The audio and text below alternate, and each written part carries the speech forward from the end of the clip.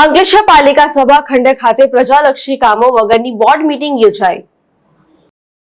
અંકલેશ્વર પાલિકા કચેરી સભાખંડ ખાતે પાલિકા પ્રમુખ લલિતાબેન રાજપુરોહિતની અધ્યક્ષતામાં ક્વાર્ટરલી જનરલ બોર્ડ મીટિંગ યોજાઈ હતી।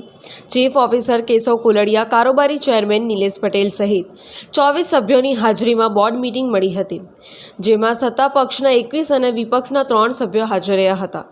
બોર્ડનો પ્રારંભ પૂર્વ વડાપ્રધાન મનમોહનસિંહ તેમજ મહાકુંભમાં ભાગદોડમાં મૃત્યુ પામેલ શ્રદ્ધાળુને શ્રદ્ધાસુમન અર્પણ કરી મૌન પાળવામાં આવ્યું હતું।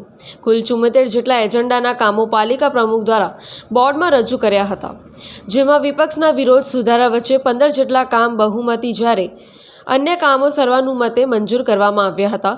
તો પાલિકા કચેરી ખાતે ફિક્સ પગારે કામ કરતા કામદારોના વેતનમાં વધારો, 36 સફાઈ કામદારો જે 5 વર્ષના કરાર આધારિત નોકરી કરતા તેમને કાયમી કરવા માટે તેમજ સબ રજિસ્ટ્રારની નિમણૂક માટે પાલિકાના એક બેઠક માટે સેનેટરી ઇન્સ્પેક્ટર રઘુવીરસિંહ મહેડા અને નીલિમાબેન મોદીના નામ મૂકી મંજૂરી માટે મોકલવામાં આવ્યા હતા।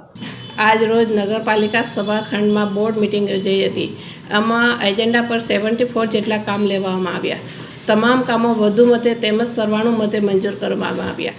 આમાં 36 મજૂરોને કાયમી કરવાનું ઠરાવવામાં આવ્યું છે। આમાં સેફ્રોનથી નીલકંઠ વિલા સુધી રોડનું મોદી સમાજના કુલદેવી મોડેશ્વરી માતા રાખવાનું મંજૂર કરવામાં આવ્યું છે। તેમજ રાજપૂત સમાજ તરફથી આવેલા પત્રની નોંધ લઈને વીર શિરોમણી હૃદય સમ્રાટ શ્રી મહારાણા પ્રતાપનું સોટા નાકા પર સ્ટેચ્યુ મૂકવાનું મંજૂર કરવામાં આવ્યું છે। પિન્ટુ મોદી, જનસાક્ષી ન્યૂઝ, અંકલેશ્વર।